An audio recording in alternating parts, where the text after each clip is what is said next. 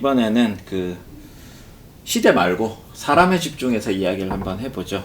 이 책에는 예술가들이 역대급 예술가들이 많이 나와요. 뭐 프루스트 뭐 이런 사람들이 많이 나오는데 문제는 이 사람들이 오히려 조연 취급당하고 맞아요. 우리가 생전 들어보지도 못했던 포치, 뭐 몽테스키 외 아닙니다. 그 다음에 폴리냐크, 이 사람들은 포치는 외과 의사고 외과 의사인데 잘생긴 셀럽 외과 의사고 그 다음에 몽테스키우는 동성애를 하는데 백작인데 돈은 많은데 예술가적 재능은 그렇게 없는 사람인데 수집을 많이 한 사람이고, 폴리냐크는 사실 정체가 좀 불분명하긴 합니다만 왕자인데 어쨌든 동성애자고 말년에 미국 재벌 딸이라는 로또를 맞은 그런 양반이고, 그래서 이 사람들을 중심을 다뤘다는 게 저는 좀 낯설었어요. 왜 당대의 예술가들 다루지 않았을까? 그래서 무슨 작가가 어떤 의도가 있을 거라고 생각이 되는데, 이제 이 사람들이 이제 첫 번째는 댄디즘의 선두주자라는 거, 그 다음에 여기서 이제 두 번째는 예술을 애호하는 사람인, 근데 알고 보면 딜레탕트에 그치는 사람들인 거죠. 그러니까 한마디로 말하면은 100년 전 힙스터랑 셀럽들인 건데, 이 책은 왜 이 사람들하고 댄디즘에 주목하는지 요거에 대해서 한번 이야기를 해보시죠. 박건우 선생님.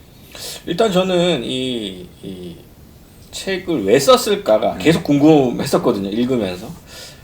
쥐어짜내서 내가 도달한 결론은 이 줄리안 반스가 영국이 브렉시트에서 브렉시트 건을 통해서 이제 유럽이라는 공동체, 유럽이라는 게 뭐 정치 경제적인 의미에서의 공동체이기도 하지만 사실은 문화적인 공동체잖아요. 오랫동안 이제 나라는 다르지만 어쨌든 본인들은 다 똑같은 유럽인이라는 그런 이제 정체성을 갖고 있는 집단인데, 여기서 이제 영국이 뛰쳐나가고 각자가 각자 도생하는 그런 상황을 되게 못마땅하게 생각하고 잘못됐다라고 생각하는 것 같아요.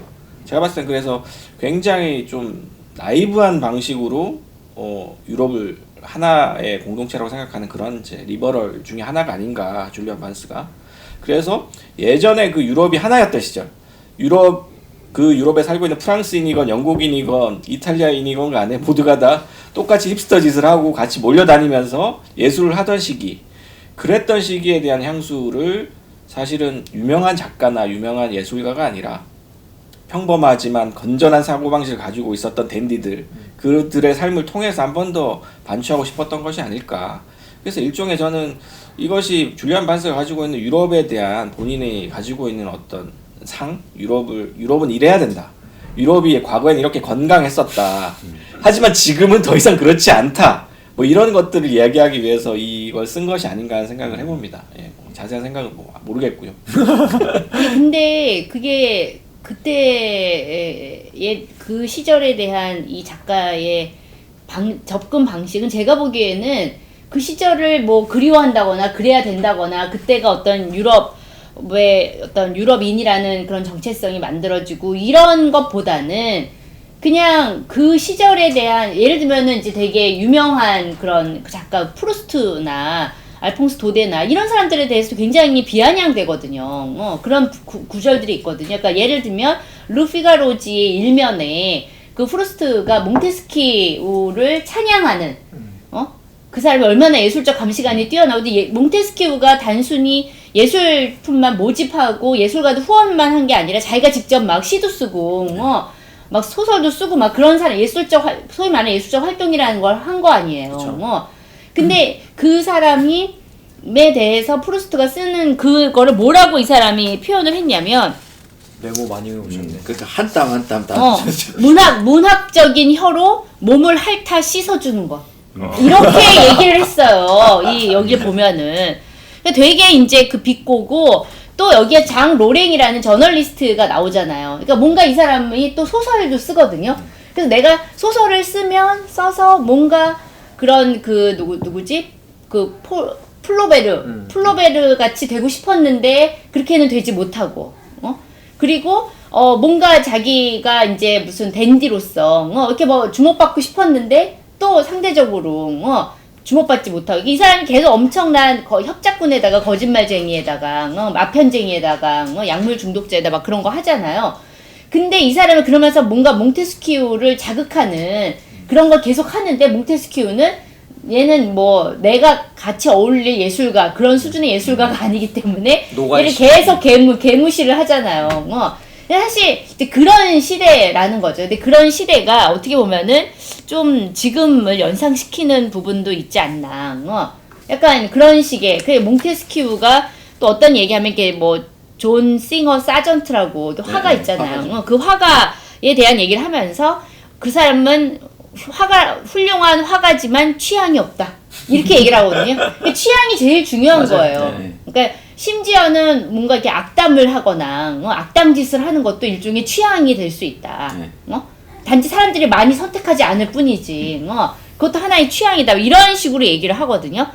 그래서 사실 이런 걸 보면은 예술을 모방하는 삶의 운명 같은 걸 연상시키고 우리가 왜 그거 보면 울프맨 같은 경우에 프로이트의 그 사례 분석에서 사례 연구에서 울프맨이 그 러시아의 부호였는데 그 사람이 결국 어떠한 그 허구적인 그러한 사례집에 실린 자기를 자기의 정체성으로 받아들이고 평생을 울프맨으로 살다가 죽은 거 아니에요. 나중에 비참하게. 프로이트를 거의 뭐 신처럼 여겼죠. 그러니까는 이제 여기에서 약간 그런 식으로 어떠한 관념을 삶이 모방하는 것처럼 여기에서는 예술을 삶이 모방한 거고 그렇기 때문에 그건 그 자체 예술이라기보다는 그냥 취향의 세계, 애호가들의 세계에 불과한 것이 아닌가.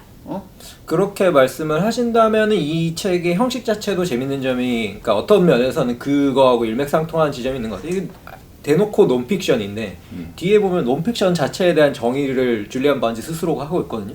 그러면은 논픽션이 픽션보다 정확하리라는 법은 없다. 뭐 이런 거죠. 그러니까 논픽션은 논픽션대로 살아있는 삶에 대하여 적는 문제인데 이 사람들의 삶이 애초에 픽션을 모방했기 때문에 그러니까 논픽션과 픽션 사이가 이미 모호해진 사람들 이야기야. 그러니까 난 이 사람들을 논픽션으로 적고 있지만 사실 한편으로는 픽션이기도 해. 라고 하는 어떻게 보면 이제 정의가 들어가 있는 거고 그거를 가장 잘 체현했기 때문에 몽테스키우하고 이제 포치 같은 사람들 주목을 하는 것 같아요. 예를 들어서 줄리안 반지가 이전에 쓴 그러니까 대놓고 픽션으로 쓴 플로베르의 앵무새에서 보면은 플로베르라고 하는 사람에 대하여 많은 부분을 추측하고 허구적으로 재구성하고 있긴 하지만 그거는 어디까지나 또 예술적 질문의 영역이었잖아요. 그렇기 때문에 그거는 이제 자기도 포스트 모던한 소설적 기법으로 감당해야 되는 플로베르 삶의 다양성이 있는 건데 해석적인 다양성 여기에서는 그런 해석적 다양성을 알지만 굳이 천착하지 않아요. 그러니까 그렇죠. 포치가 이랬을 수도 있고 저랬을 수도 있는데 나는 그게 관심이 아니라 나는 그 포치의 삶이 이렇게 되었을 거라고 생각하는 내가 중요해. 왜냐면 근데 여기에서 왜 처음에 푸시킨의 몸에 결투를 하다가 이제 푸시킨이 총에 맞아서 죽잖아요. 네, 근데 그 몽테스키우의 그 수집품 목록에 그 총알이 있을 거다라는 식의 막 소문이 났는데 사실 그거는 허구.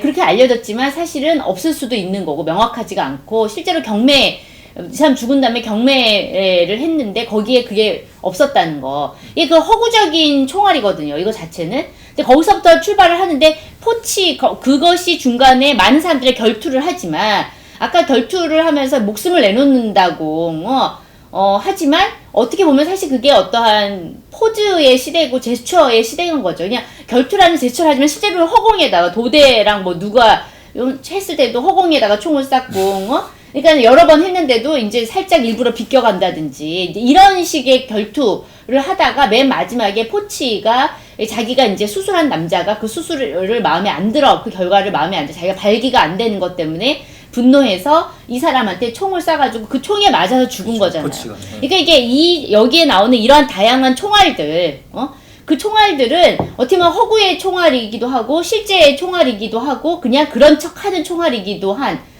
이 세계 전체를 그냥 어떠한 그냥 섞어서 다루고 있는 것 같아요. 그래서 그게 나온 것 같아. 이 몽테스키우를 모델로 삼은 소설의 주인공이 나오잖아요. 이름 까먹어버렸는데 무슨 공작이지? 그러니까 몽테스키우 위스망스의 거꾸로에 나오는 데제생트? 데제생트. 네, 데제생트 데제생트. 맞아. 이 네. 몽테스큐는 평생 이 데제생트를 의식했다는 거. 근데 이제 문제는 이 데제생트는 허구의 창조물인데 몽테스큐는 평생 이 허구의 피조물한테 의식하면서 살았다는 거. 그러니까 이 사람의 삶이 결국은 어떻게 보면 굉장히 허구적인 것에 인도돼 있고, 우리는 또 반면에 후대 사람들은 데제생트를 보면서 몽테스큐를 자꾸 연상했다는 그렇죠. 거잖아요. 그러니까 어떻게 보면 아까 말씀드린 그 허구와 픽션이 막 뒤섞여 있는 시대. 그러니까 소문이 실제가 되고 실제가 소문이 되는 뭐 이런 게 막 그 스스로도 그런 거를 막 즐기는 시대에.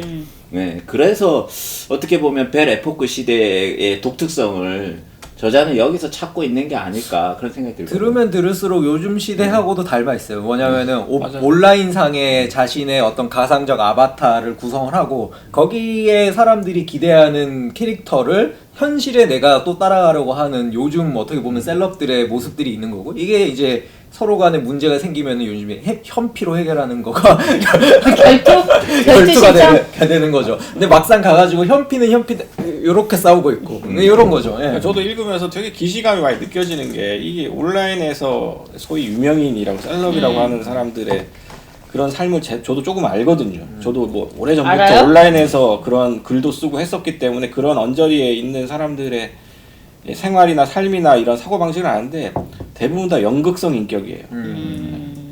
이 장애라고까지 제가 뭐 진단을 할 수는 없고 연극성 인격을 갖고 있어서 일만 열면은 그냥 주목받기 위해서 거짓말을 하고 SNS에 자살한다고 올리고 알고 보면 가서 보고 술 처먹고 있고 자살한다고 걱정해서 가보면 그런 짓을 그냥 밥 먹듯이 하는 사람들이 너무 많거든요. 특히 SNS 유명인들, 실제로도 유명인들도 있지만 제가 차마 본명을 얘기하지 못하겠는데 어쨌든 그런 사람들의 삶이 겹쳐지더라고요. 그러니까 이게 사실은 19세기 말에 일어난 일이지만 지금 SNS에서 그런 관종짓을 하고 있는 사람들과 정확히 거의 일치하는 그런 행동 패턴을 갖고 있는, 연극적으로 어빙 고프만이 와서 보면 정말 이렇게 연극적일 수가 하고 얘기할 수 있을 만한 그런 연극적으로 살아가는 사람들의 삶인 거죠. 그러니까 이거를 이 사람은 자기 발명가들이라는 식의 표현을 쓰더라고요. 저는 자아 성형 산업이라는 자아성형 말을 쓴 적이 있었습니다. 근데 여기 책을 가만 보면 사실 댄디즘이 나오는데, 뭐 저는 뭐 댄디즘을 제가 잘못 공부한 걸 수도 있는데, 영국의 무슨 사조처럼 댄디즘이 보통 사조는 아니고 당시의 어떤 경향성 같은 경향이다 이렇게 나오잖아요. 그러니까 어떤 허세와 허영에 차는 일종의 경향이 당시에 있었다는데, 오히려 이 댄디즘을 유럽에다가 이 사람은 주목을 하고 있고, 또 두 번째는 이 세 사람이 다 댄디즘인데, 이 세 사람 옆에 들러붙어 있던 찐 예술가들, 그러니까 프루스트니 뭐 마네니 뭐 이 사람들도 사실은 댄디의 관점에서 보고 있는 것 같아요. 나 이 점이 재미있었어요. 그러니까 우리가 찐 예술가로, 그러니까 프루스트가 유난히 자주 나오는데, 그러니까 아까 말씀드렸듯이 그 몽테스큐 옆에 붙어가지고 문학적 혀로 핥아줬지. 똥구멍 핥아줬다는 얘기인 거예요. 그러니까 프루스트도 찐 예술가지만 알고 보면 댄디다. 그러니까 그런 댄디 관점에서 보면 이 세 사람과 프루스트가 무슨 차이가 있냐. 오스카 와일드도 마찬가지잖아요. 우리는 지금 다 오스카 와일드를 막 이렇게 보지만 이 사람도 알고 보면 셀럽이 되기 위해서 진짜 안간힘을 다 쓴 사람이잖아요.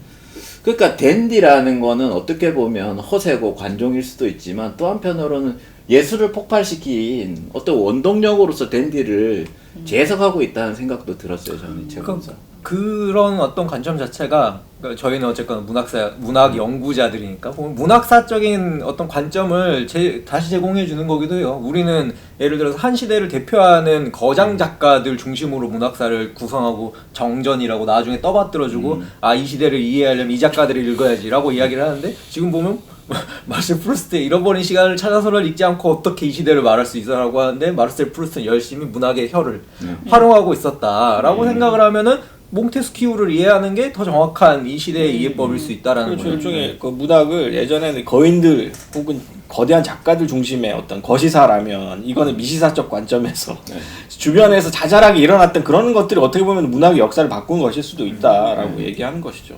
그러니까 여기에 나오는 공쿠르 형제의 일기 얘기가 나오잖아요. 그러니까 그런 식의 일기에서 이제 온갖 자기가 들은 얘기들, 떠도는 소문들 들은 얘기, 누구 뒷담화, 뭐 아무튼 그런 식의 이야기들을 계속 쓰잖아요, 이 사람들. 그리고 심지어 이걸 나중에 출간하잖아요. 몇 권에 걸쳐가지고.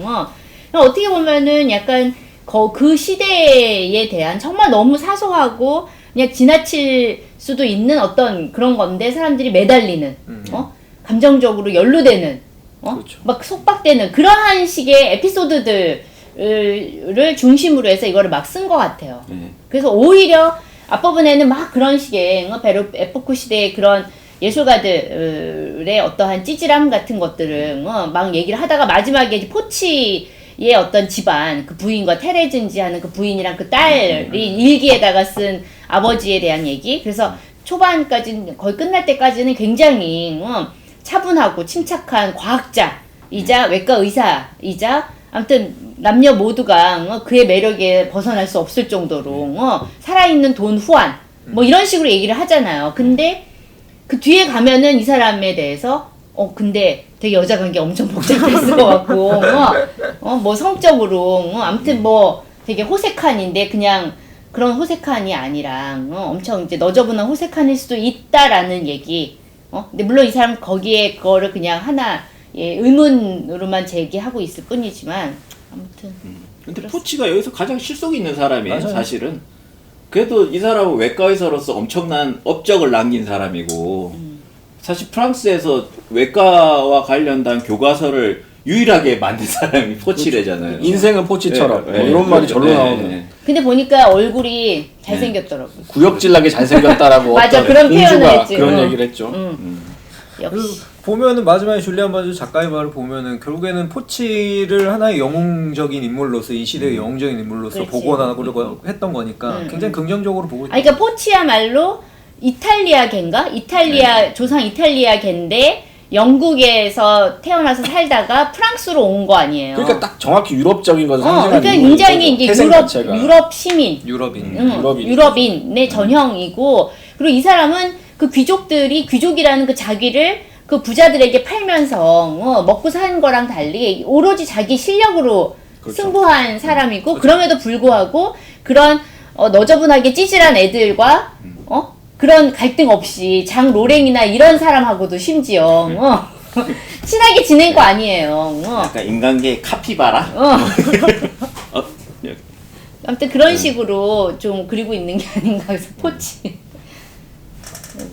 우리 시대에도 포치 같은 사람이 나와야 되지 않나, 약간 그런 얘기도 하는 것 같고. 윌리죠. 뭐 어디에나 있다잖아요. 포치는 사건 어디에나.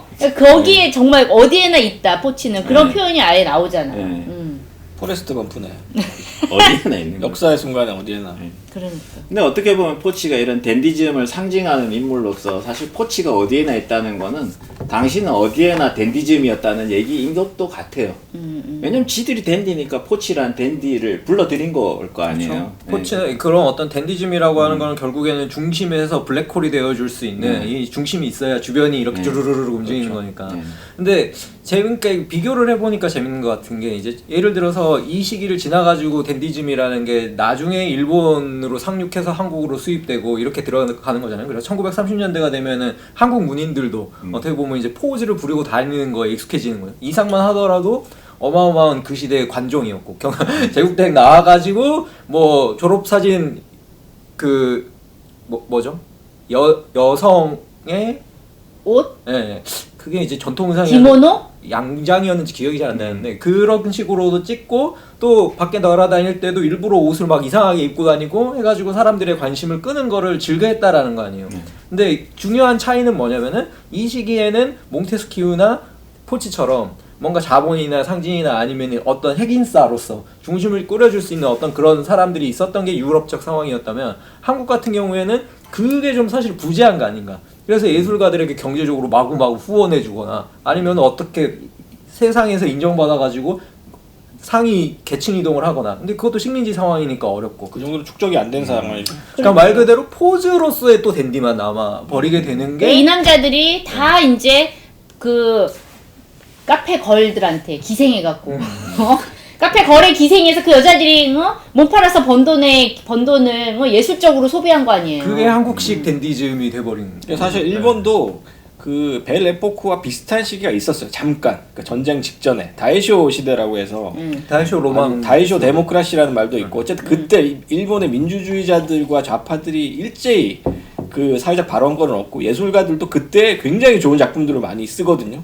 그 시기가 너무 짧았어요. 근데 군인들이 쿠데타를 일으키면서 이제 국가주의로 급격하게 넘어가고 그때부터 이제 막 전쟁을 일으키고 식민주의로 막 이제 달려가는 그게 벌어지는데 그 잠깐의 시기가 사실 일본의 벨 에포크였던 거죠. 그때도 사실 일본에서 굉장히 예술적인 성취들이 많이 일어났거든요. 그때는 이제 일본 자본가들이 유럽 자본가들처럼 돈이 많았던 시기였기 때문에 사실은 후원자들도 많았죠 그때는. 근데 한국 같은 경우에는 우리의 벨 에포크는 언제야? 지금입니다. 지금입니다. BTS가 있는 지금이지. 지금이 벨 에포크라고 생각해요. 관종의 전성시대잖아요 지금. 지금이 벨 에포크입니다. 우리도 관종짓 하고 있는 거예요 지금. 지금 유튜브에 있는 수많은 어떤 유튜버들이야말로 뭐 지금의 벨 에포크죠 한국에. 새로운 댄디죠. 뭐 그러니까 어떻게 보면 유튜브를 하는 것 자체가 일종의 애호가인 거잖아요. 사실 홍콩의 벨 에포크는 우리가 홍콩 영화 열심히 보던 시기예요. 그때 홍콩이 이제 금융 중심지가 되면서 엄청난 자본이 몰려들었고 그 돈들이 어디로 갔겠어요? 예술적으로도 흘러나갔던 거죠. 그때 당시에 봤던 영화들이 지금 뭐 X세대들한테는 굉장히 인생 영화인 경우들 많잖아요. 그때가 일본 내 그 홍콩 영화들이 굉장히 이제 각광받던 시기였고 그때가 홍콩의 벨 에포크, 문화적 벨 에포크였죠. 그때는 그리고 지배적인 예술이 영화였으니까. 근데 지금은 한국이 케이팝이 지배적인 예술이니까 웹툰이라든가 뭐 이런 것이 이제 과거의 문학이나 이런 영화를 대체하는 그런 미디어가 된 것 같고. 오히려 문학하는 예술의 영역은 어떻게 보면 한국에서는 이제 이런 중심으로 갈 수 없으니까 그렇죠. 개토화되어 가지고 네. 포즈로서의 댄디만 살아남았을 때 문제가 되는 게 이제 말 그대로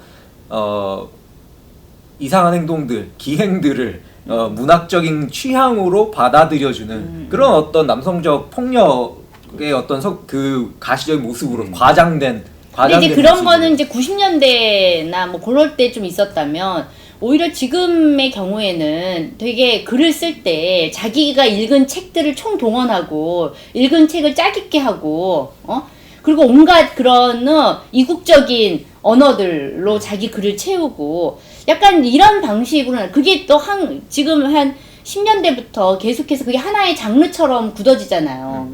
그런 식의 어떤 구체적 삶이라고 하는 건 소거된 상태에서 어떠한 관념만 남아있는 그러니까 말 그대로 한국적 상황 안에서 이런 프랑스식 벨 에포크를 문학적으로 재현하려고 하는 어떤 시도들 같은 것들을 생각을 해보면 저게 얼마나 사실은 피상적일 수밖에 없는가라고 하는 것들도 우리에게 좀 와닿죠. 본질이 없는 거죠. 그러니까 이 댄디는 뭐 사실 그냥 댄디는 아니고 몽테스키우만 해도 당대의 교양인이기도 하잖아요. 그러니까 유럽의 어떤 역사적 전통이 쭉 내려오면서 이 시대에 꽃피웠다라고도 봐야 되기 때문에 그냥 이 시대의 댄디는 피상적이기만 한 건 아니었던 것 같아요. 네, 그러니까 이 댄디 속에서 이제 프루스트가 어쨌든 찐 예술가이긴 하잖아요. 문학의 언어로 누구의 똥공을 핥았든 간에. 그러니까 이 시기의 댄디는 오히려 피상적이다라고 얘기하기보다는 허상이 실체를 구축했던 시대이기도 하지 않나 라는 얘기를 하고 있다는 생각이 들어요. 그래서 제 생각에 왜 빨간 코트를 입은 남자일까? 이게 별로 안 나오는데 이 사람이. 근데 제 생각에 이 빨간 코트를 입은 남자의 이 이미지, 포치라는 이 이미지가 사실은 댄디를 상징하는 남자가, 잘생긴 남자가 빨간 코트를 이렇게 화려하게 입고도 어색하지 않은 시대. 정신분석적으로 얘기하면 사라지는 매개자 같은 느낌이죠. 네. 결국에 얘를 중심으로 벨 에포크가 구성이 되었는데 지금 우리는 거기에 굵직한 예술가들의 흔적만 보게 되는 그렇죠. 흔적이 아니지 않아요? 너무 너무 실제 영향력을 엄청 미치는 찐 예술가들. 네, 알겠습니다. 책에 대해서 이런저런 얘기를 해봤는데 3부로 넘어가겠습니다. 이게 박수 굉장히 박수 쳐야 되는 거 아니에요?